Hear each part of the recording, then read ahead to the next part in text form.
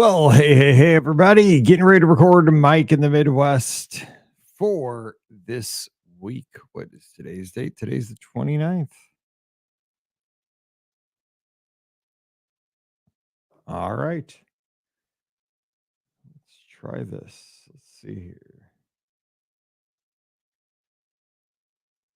Hang on. Let's try something real quick. It's supposed to give us some different shapes here.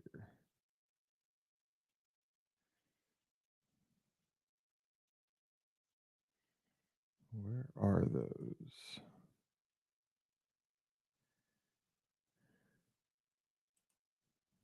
Hmm. Hmm. Hmm. Hmm. Hmm. Hmm. Hmm. Hmm. Said we could have different shapes.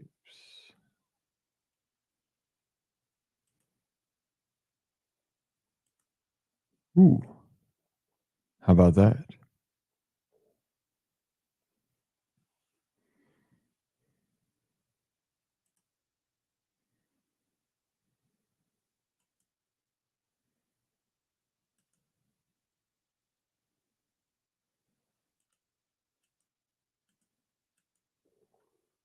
I guess that's what we're talking about, rounded corners. Okay. All right, let's do this.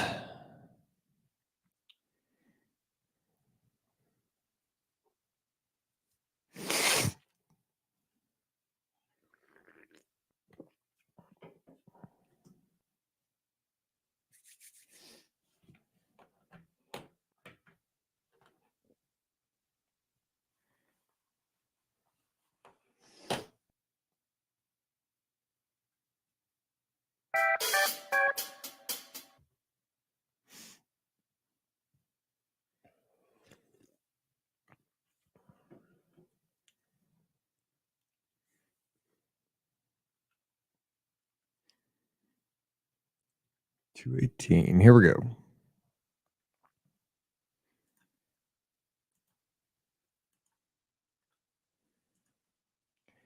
Well, hey, everybody. Welcome to episode number 218 of Mike in the Midwest, our mini podcast for the amazing patrons just like you of the Be Our Guest podcast. Of course, my name is Mike Rallman, host of the Be Our Guest podcast, which you can find at beourguestpodcast.com or anywhere you find podcasts since 2008.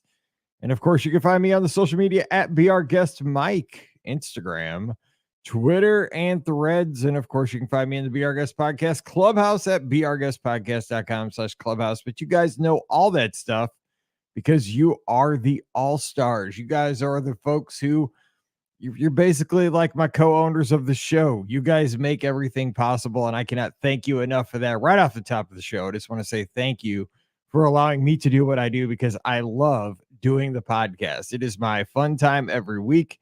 I love Mondays, I love Sundays, I love Wednesdays. Those are my 3 podcast days, and it's because of you guys that we get to do this. You allow me to pay the bills, to have all this video hosting, the audio hosting, the bandwidth.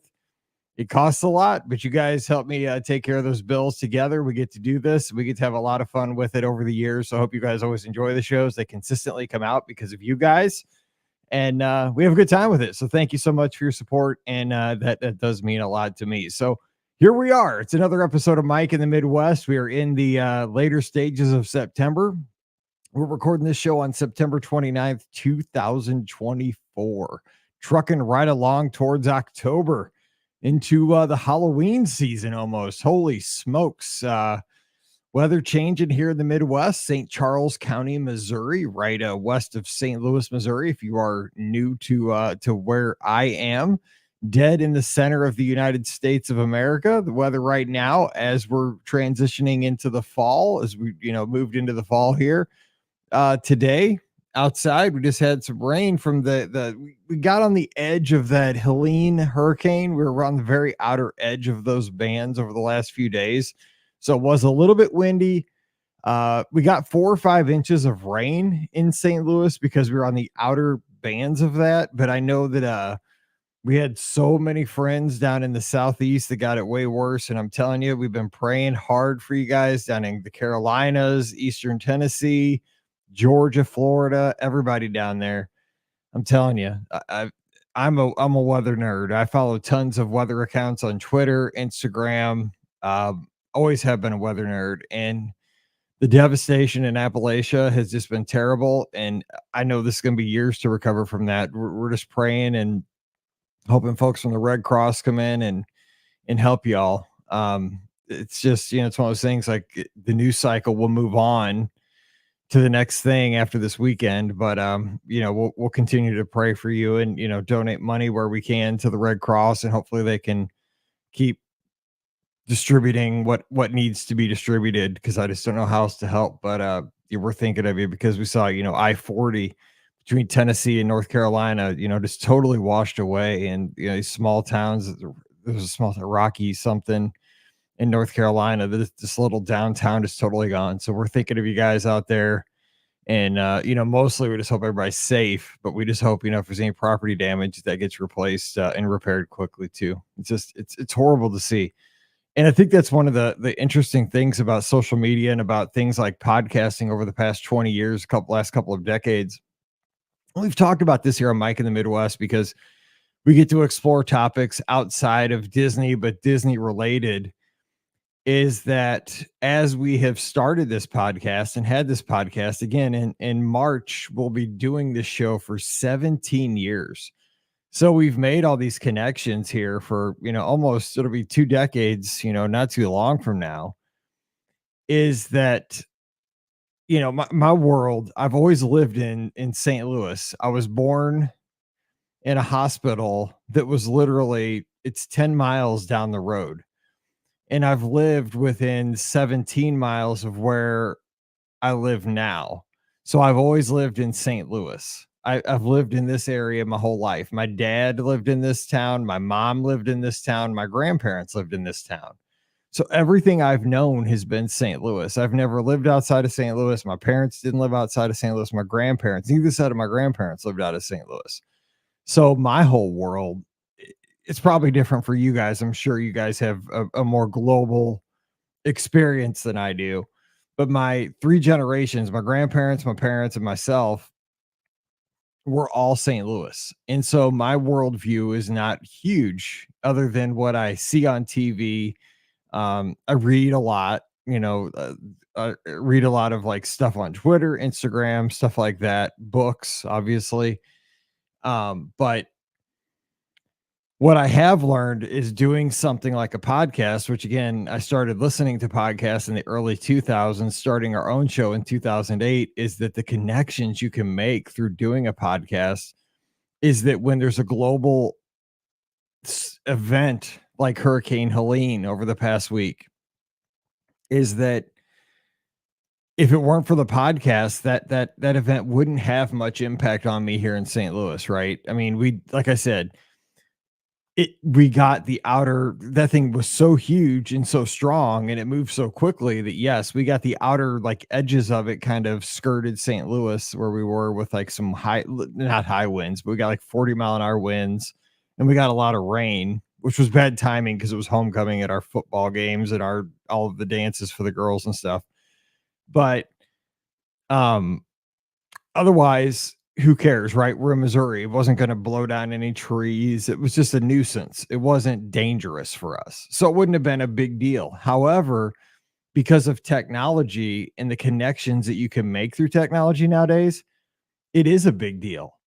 I have friends like now Jason and Veronica in the clubhouse that are down in Florida, and I want them to be safe when I hear about a hurricane. Jay and Melissa down in Orlando. I was in their wedding. They have 2 beautiful daughters. I want them to be safe. Mike Bankhead and his wonderful family in South Carolina. Ben Lappin, my good friend in South Carolina. I have friends everywhere. I have so many friends in Alabama and Tennessee and, like I said, Georgia. And when I hear about this news because of the show, I have these connections with folks that I wouldn't have had connections with before. And it's such a blessing, right? But it is one of those things that it does make your world bigger, and it's a great thing. But when you have the news of these, like a hurricane, for example, a hurricane would not have affected Mike, who's from the Midwest 20 years ago, the way it affects me now because of the relationships that I have been able to develop through technology through this show. And I'm appreciative of it. But it is one of those things. Like, I have a great friend, Masayo. She lives in Japan, in Tokyo. And I've got to meet her because of the podcast many times. She went on a podcast cruise with us, podcast cruise 3. She's a blessing. She's a wonderful lady. And but they have earthquakes over there many times in Japan. And she'll post it, we just had an earthquake and there could be a tsunami. And I get worried for her because I've never been to Japan. I've only seen it on Amazing Race and stuff like that, and it looks amazing. But I know that, after the Fukushima accident and all that stuff with the reactor and how bad that was, and it just, you don't want your friends ever to be in harm's way. And even back when there were wildfires in Australia, I have friends like Mel and her family down in Australia. It is one of those things that it's absolutely cool that that when you hear something happening in Australia or Japan, good or bad, that people there. Because before 20 years ago, the only thing my friends were all basically maybe in St. Louis, or maybe I had family in Kentucky, or I had family in Southern Missouri, but it wasn't very big. But now when I talk to people, I'm like, oh yeah, I have friends in Australia. And I do. I have friends in Australia. I have friends in Japan. I have friends in, all these places. And it is wonderful. And it's because of technology. And I hope you do too, because I think you can do that through the podcast. That's one of the things I love about the podcast, the message boards, our Clubhouse, the Discord channel, is that I see people cutting up and talking to each other, whether it's in the Sports Center channel where we talk sports all the time, because everybody has their teams. We got the BC crowd, we have the Florida State fans, we have the Mizzou fans, everybody's got their team. We all like wallow in our misery when our team loses. We get to have the rivalries. We get to rejoice when our team pulls off a victory. It's fun, but we're all in this together. We all understand the agony that Jason's going through. His team was 13-0 last year, undefeated. And they can't buy a win this year. They can't even buy a touchdown hardly. But we've all been there with our teams. Like, we get it. Like, we can commiserate. And that's what brings us together as humans, as friends. And I love the connections that we can make. And I think that's, again, with it, getting back to the Disney thing, is that I think we're all drawn together as Disney fans, because to go to a place like Walt Disney World, I think you have to believe. I think you have to be an optimist, right? I don't think that pessimists are drawn to go to places like Walt Disney World, Disneyland, Disney Cruise Line. There are pessimists there. Don't get me wrong. We've seen it. I think they're dragged there sometimes. And I think it drags down the overall day for some of us when you come into contact with those people, right? Because a lot of times that's the reluctant wife or the reluctant husband or the reluctant brother, sister, who have you. But a lot of times, how many times have you heard that on the Monday podcast, where the very eager Disney fan, who's the person who comes on our show and wants to share their trip report, says 18 minutes into the trip report, but guess what? My husband said, we're going to come back because I really ended up liking this trip. Or the wife said, I want to do this again, surprisingly. And I think that is one of the things that's like the biggest win for us as Disney fans, and for us as just people, is that when somebody that we love comes around to like something that we like as well. I'll tell you a small victory for me. I love driving my Jeep. I have an old Jeep. I love it because it's paid for. That's what I always tell my wife. Like, she's like, you gonna get a new Jeep? I'm like, no, it's paid for. I love it. It's a 2012 Jeep Wrangler. Doesn't have any bells or whistles. Doesn't have it. It's got the crank windows. Doesn't have a fancy radio. Doesn't have anything. It's just a basic sport edition. Like, it doesn't have, like, it's got the cloth seats. Doesn't have anything fancy, and it's a stick shift. I love that. It's called that the anti-theft device because there's nobody that knows how to drive a stick shift that's young. So that's the anti-theft device in it. Unfortunately, Mallory can't drive it because she's too stubborn to learn how to drive a stick. Pam can't drive a stick, so it's just mine. That's great for me because it's always there. I'm the only one that can drive it. Anyway, a small victory for me is when Pam says, like, I always ask her, right? Can we take the Jeep to dinner? Because in the summer, I keep the top down and I keep the doors off. And so there's a lot of times where the girls will say, no, we're not taking the Jeep because of their hair and all that, right? Their hair gets messed up because we live right off a highway. So anywhere we go, we're going to be going 60, 70 miles an hour. And so when they're finally like, yeah, we can take the Jeep, like that's a small victory for me. And that's them giving in and appeasing old dad or, their husband, Mike, that they're being nice to me. And I appreciate that, right? Because the thing is, you got to remember, and I think a lot of us are in this situation, right? I think a lot of us have more in common than you think. For me, I don't get out of the house very much. And this is like a pity party, but the way I do my job, I work from home. I do the podcast from home. My big getting out of the house is just going out to eat. If we go out to eat at night, that's like my one time of the day where I get out of the house. Like I run on the treadmill, so I'm in the basement to run when I run. I walk Riley, but I walk her around the lake, which is I can see the lake right now as I look from the microphone that I'm talking into. I can see the fountain that I take my picture with right from my seat that I'm sitting in right now. So it's fun to be able to just get in my Jeep, which I enjoy driving because it's kind of like a big, when I was a little kid, when I was a little boy, like I wanted to drive a Jeep. It's one of those things like as a little kid, like I was like, oh gosh, I'd love to have a Jeep when I was like 6 or 7. And now I drive a Jeep. It's not a fancy Jeep, but I have a Jeep. And sometimes, as a 50-year-old, I say, you know what? I drive a Jeep Wrangler.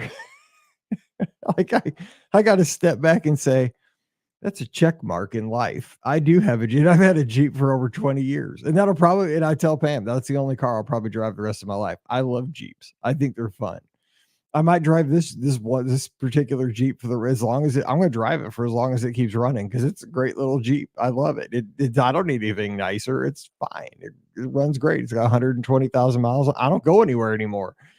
But to LS Teca or Texas Roadhouse, it's wonderful. But it's a win, right? And I think that's great when our loved ones give in to us and we like that. But again, kind of long story, super long here is that making those connections and the technology lets us make connections around the world now with these disasters and stuff like that, but also making these connections with those even in our family is a pretty special thing. So just kind of I had that on my mind and I thought maybe you might think about that, but it's kind of cool how Walt Disney, mentioned it's a small world after all.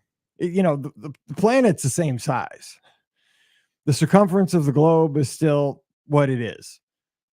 But technology is pretty amazing because right now I could get on my iPhone and call up Dr. Kai if I wanted to, and we could have a nice chat and he could, motivate me as he does. He sends a reel at the right time and encourages me or makes me laugh with sometimes when I need a good laugh or, somebody will send a text or roll tide at the right time or, it's so funny because technology allows you to be picked up by the right people at just the right time. So I'm going to encourage you this week. You could pick somebody up that's on the other side of the country today, even on this Sunday, September 29th. Think about it. Who do you think you could encourage going into another work week?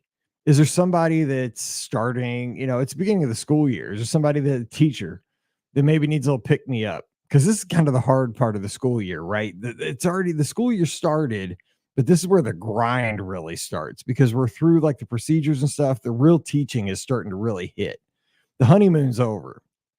Maybe send a text and say, you are doing God's work. We appreciate you. Send your kid's teacher that text or a message on their, something like an email. It won't take long. Do it while you're watching the football game on the couch or, whatever, while you're waiting for your kid to do dance lessons. I mean, it would mean the world to that person that you just took the time to do that. 5 minutes out of your Sunday afternoon or whenever you're listening to the show would mean the world. And hopefully that'll come back to you 5 times over. Maybe you'll get a coffee paid for you in the McDonald's drive-through. That's what I hope for you. Anyway, I want to do these Mike in the Midwest because I appreciate you supporting the podcast, and I always want to give you some encouragement because you guys deserve it. You let me do what I love, and I want to give you I wish I could give you 10 times the return on your investment. I want to give you when I do these shows on Sundays, I just want to thank you for supporting us on Patreon, but I want to lift your spirit every time. I don't know what to give you. I want to give you little stories, but I want to give you more than that. I want to leave you with I want you to be happy. I want you to be inspired. And I'm not inspirational, but I just want to I want you to feel good when you finish with these shows every week. I wish I knew what to do with that, but I try. I really do. Anyway, so homecoming week here at Howell. That's this past week. We miraculously won our football game against a team that's kind of a semi-rival. We don't have a great football team this year. We're struggling because we have 6 guys on our football team playing for Mizzou this year. So all of our good guys are playing for playing for an SEC football team. So that's great. That's unbelievable. The 6 guys are playing for Mizzou, which means we don't have a lot left on our roster. We have a really young team. So we're struggling a bit. We're 2-3, but we did win on homecoming.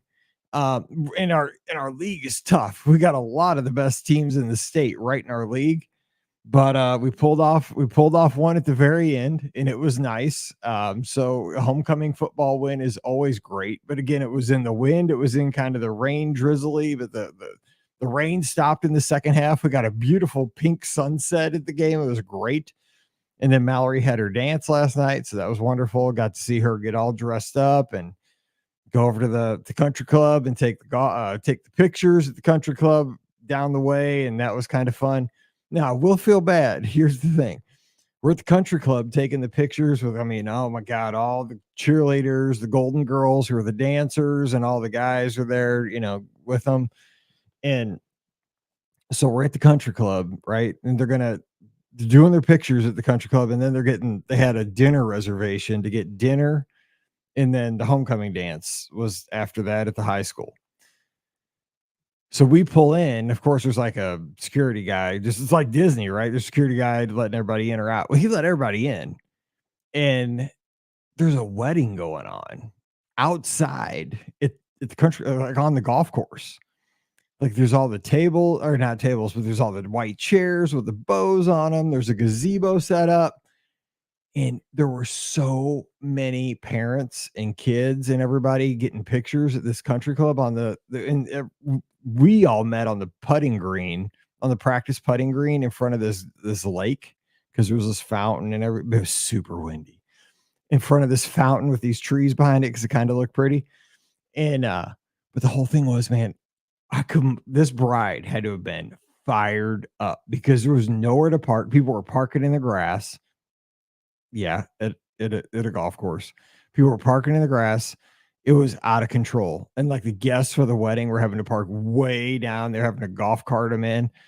Oh my gosh. Because I worked in the wedding industry. I know how brides get on their wedding days. This lady was probably Bridezilla.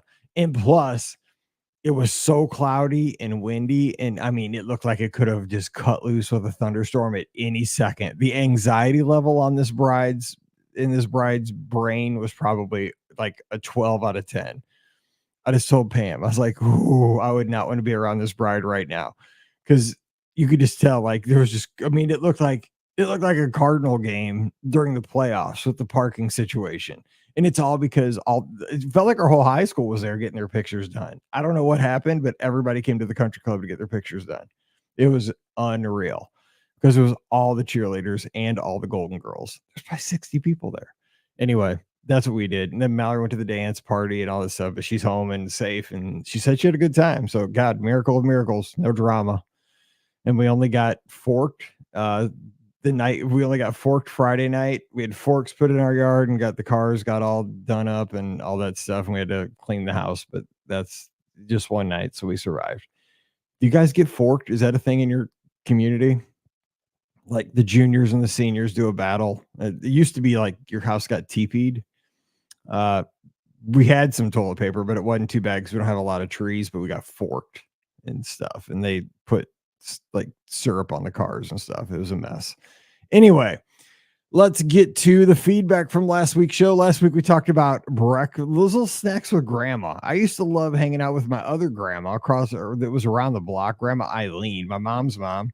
Just go over there every once in a while, ride my bike over, and she'd turn on KMOX on the radio and serve up those windmill cookies, which John and I think Trisha found on Amazon, which I am going to have to order. I'm going to have to get some of those just for old time's sake. And they're the exact windmill cookies. They found them on the Patreon over on Discord. I am going to order those. All right, over to the feedback. John Luther says, I don't think that my high school in Massachusetts had homecoming. The first time I remember hearing about it was in college. By the way, homecoming was invented by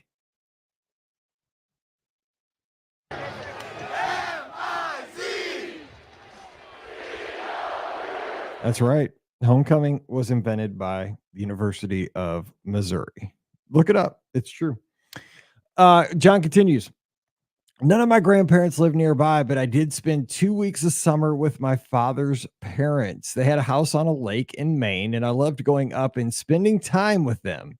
I remember learning some card games with my grandmother and some of the fresh baked treats she would make. Later on, after my grandfather passed, I was fortunate enough to spend time with her in my 20s, trying to visit her at least once a month. I'll always be thankful for the fact that I did get to know her so well. This week brought up some good memories. That's what it's all about. It is, I think we get older, we do make a point to kind of try to spend time with them to make memories, not only for us, but for them to have companionship. And I'm glad you got to spend that time with them. That is super cool. And I'm sure she appreciated that. That is super cool. And I'm glad that it got to bring up those memories for you, John. That is awesome. All right, we have some other feedback, and let me get past the ad here on Patreon so I can get to this one from April Harder. Thank you for the feedback. Oh, hang on, we have more. Hang on. Actually, it is from, well, yeah, it's from April.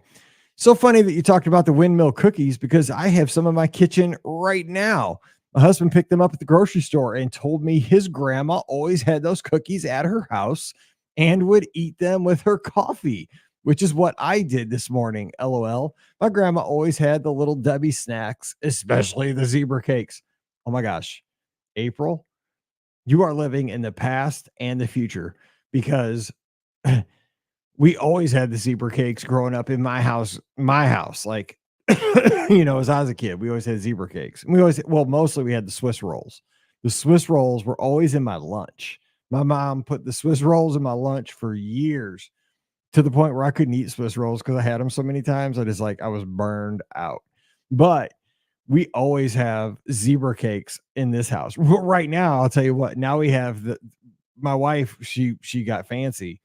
We have the little Debbie fall cakes. They're the same thing. They're just, I think they have like a little orange and brown, and they have like little sprinkles on them that are the kind of fall colors. They taste the same, but they're fall.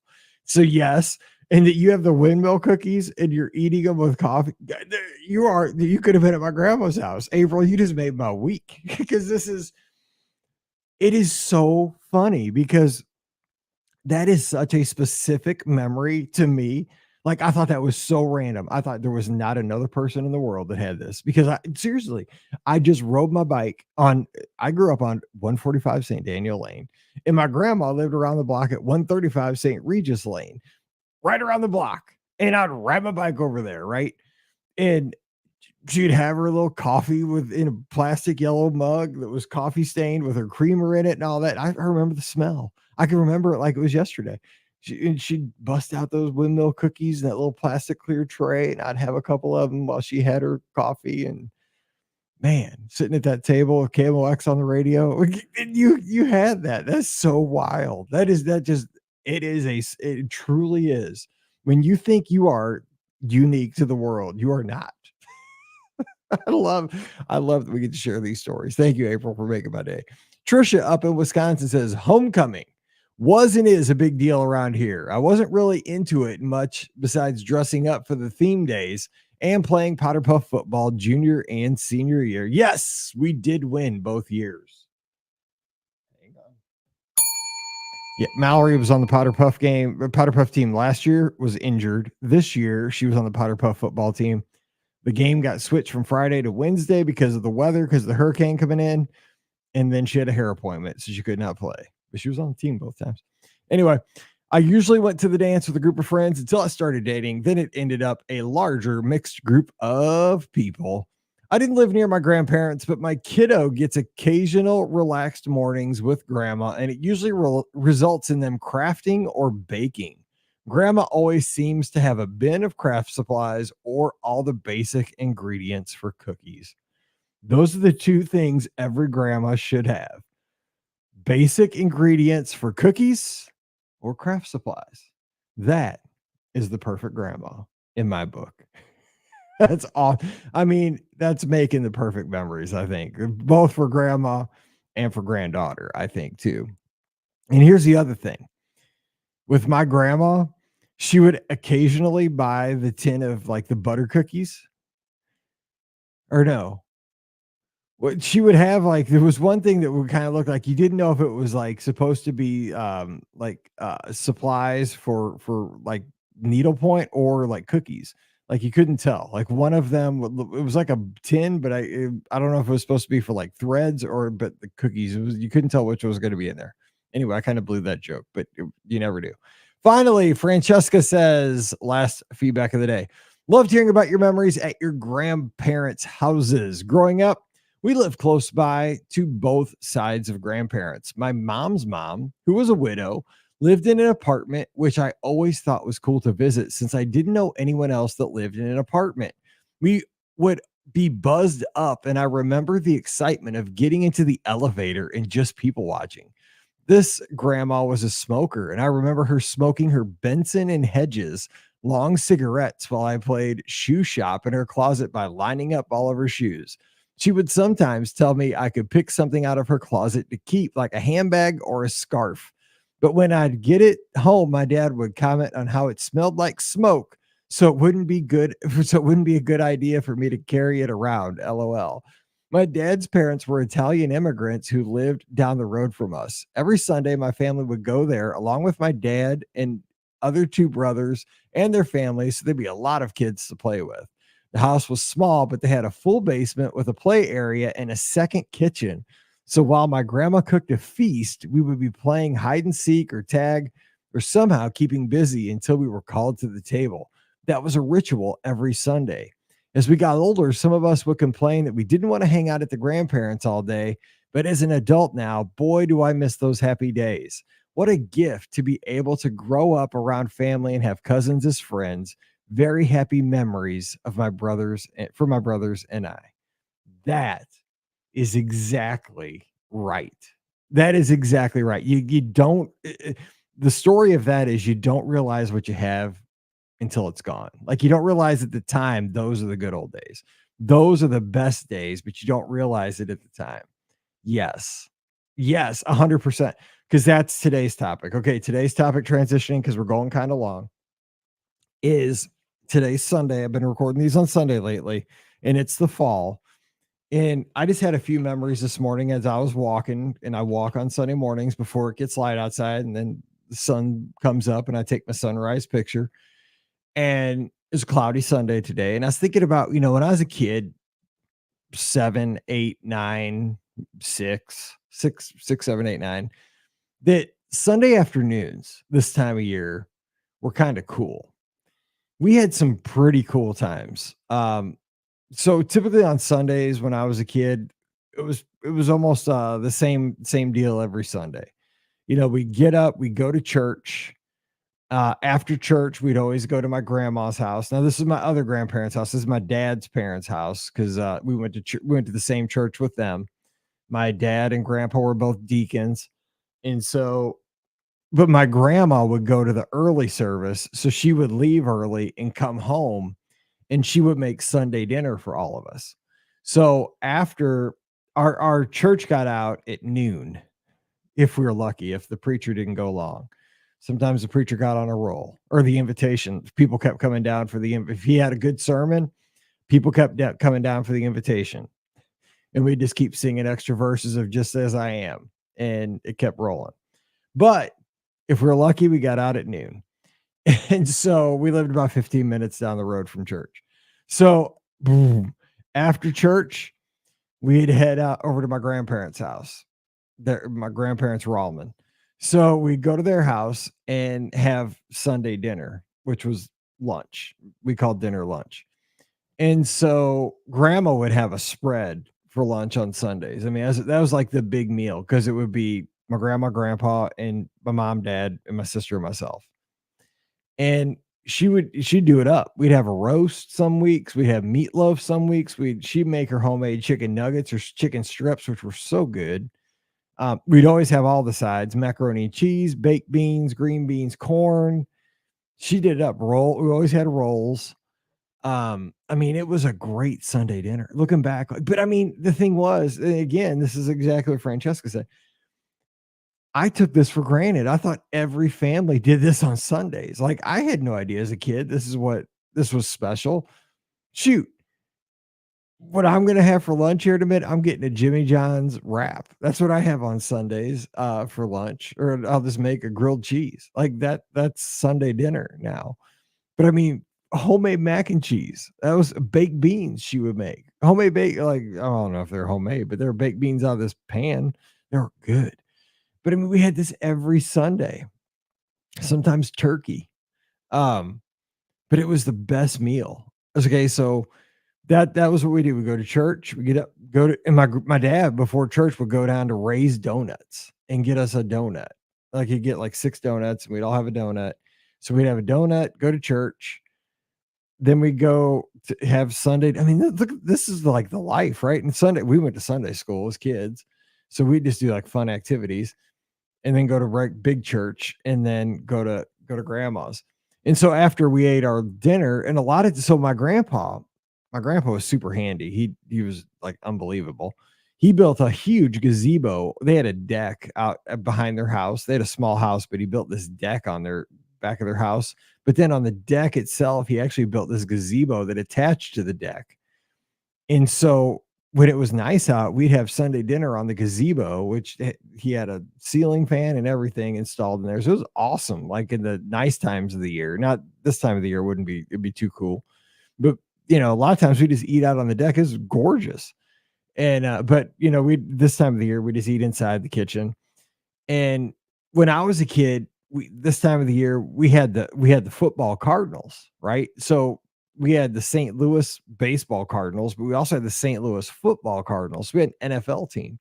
So as soon as, we got done eating, or we'd have it on the little black and white TV in the kitchen, we'd have the Cardinals game on, and we'd root for, Neil Lomax was our quarterback. Roy Jetstream Green was our wide receiver. Not OJ Simpson. OJ Anderson was our running back. And we were diehard Cardinal fans. My grandpa was. He loved Coach Hannafin, my dad got to work with him for years before he passed, when he worked with the Rams. But we watched the Cardinals. Back in the day, man, the NFL, because it wasn't hardly on TV a lot, we'd watch them and cheer for them. They play the Cowboys or the Redskins or whoever back then in the NFC East, and it was a big deal. But we'd stay over there usually till halftime. And then we'd go back to our house, or, when the game was over, whatever. Because my dad would hang out with his dad, talk about whatever. Because my dad and my grandpa did the same job. They're both cement masons. So they'd commiserate about how bad work was. It's what you do, I guess. Grandma would hang out with my mom. I don't even know what they did. They'd clean up the dishes, that kind of stuff. And a lot of times my sister and I would just go in the backyard and play and whatever at their house, or around Christmas time. So not yet, but we get the wish book, right? And we'd have to start plotting for Christmas, because my grandma give us the J.C. Penney catalog, the Sears wish book, and all that stuff. And we'd have to start circling what we wanted Santa to bring us. That was always the best time of the year, but it wouldn't be yet, because it's still September. That'd be like October, November, December. God, that's the best time of the year ever. Anyway, when we go back to our house, though, this was like the best time because Sunday afternoons were awesome. I would go home and I remember I had a football Cardinals jersey. It was a number 15. I still remember this. I wonder whatever happened to it. It was that red Cardinal, the football Cardinals had this distinct red kind of, it was almost like Alabama crimson. I had the Neil Lomax number 15. He wasn't very popular, but he was our guy for the football Cardinals. I had his little football jersey, and we get all the kids together in our neighborhood. And after the Cardinal game, we'd all play football, two-hand touch. And we had a Nerf football. We'd go up to the elementary school, which was by our house, Duchesne Elementary, in the field, and we'd play football. We'd have our bikes, and we'd play the little game for as long as we wanted, usually probably about 30 minutes or so. It wasn't super long. And the Nerf football get all tore up, somebody, the dog would end up taking a bite out of it during the week, and so it wouldn't fly well. But we didn't care. We had a good time with it.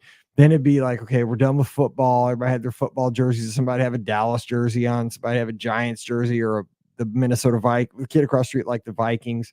He'd have a Vikings jersey on.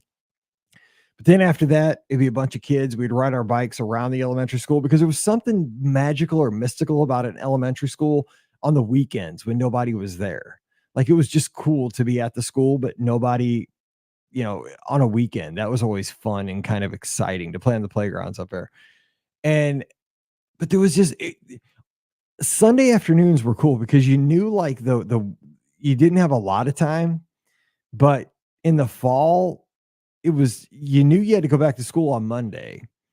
Friday and Saturday were kind of like, ooh, it's the weekend. It's exciting. Like, okay, this is the time we're supposed to play. You got all the cartoons on, Saturday morning cartoons, and Saturday afternoons are when everybody goes to the skating rink and all that stuff. Sunday afternoons were kind of like, everything's winding down. But in the fall, you got to play a little football. You got to, ride your bikes. The weather was pretty good. It was getting a little cool, but it was almost like you're trying to squeeze in. It's like those last few hours of a Disney vacation every weekend, though. Like, what could we do? So we'd ride our bikes, we'd play football, we'd maybe play a little hide and seek. But then, as it got to be 6 or 7, you had to get home, do your homework, and get ready for the next week. But it was always the best times. I loved Sunday afternoons because we would really try to squeeze those last little bits of fun into every weekend. But what did you guys do where you lived? I mean, for us this time of year, it was always like a little two-hand Nerf football. That's kind of what we did. And riding bikes was big this time of year because it wasn't so hot. You could ride your bikes and have a good time. But what about you guys? What did you guys do this time of year? And what did you think about any of these other topics that we talked about today? Give us the feedback. We love to talk about it.